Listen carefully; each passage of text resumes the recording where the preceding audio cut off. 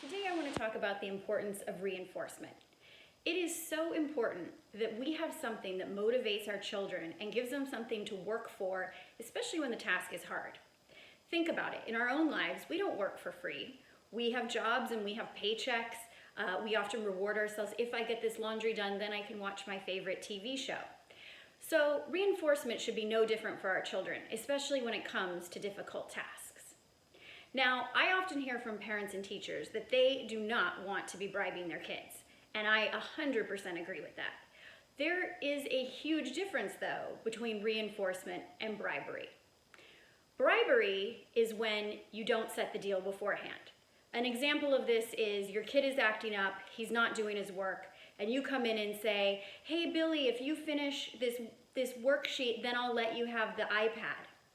Versus reinforcement. Before Billy even starts the assignment, he is told, "Billy, when you finish this, you will get to have iPad time." I know it doesn't seem like a big difference, but laying out the reinforcement before there's a problem is much better. It has you in control versus the child being in control. So what you're doing is reinforcing that positive behavior of work completion equals the reward versus, "Hey, if I really act up, then my mom's gonna give me what I want." Big difference. So, to do reinforcement, set the deal ahead of time. Make sure it's attainable, especially in the beginning if you're trying to get your child to buy into some sort of reinforcement system. If it's too hard and they never make it to the goal, then they're gonna give up.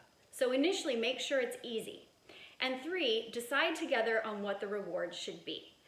This can be anything from electronic time, playing a special game with mom and dad, sitting in a certain seat in the car. You can be as creative as you want. It doesn't always have to be monetary or a toy or a prize. The other thing to keep in mind with reinforcement is, depending on the age of the child, what your system might look like.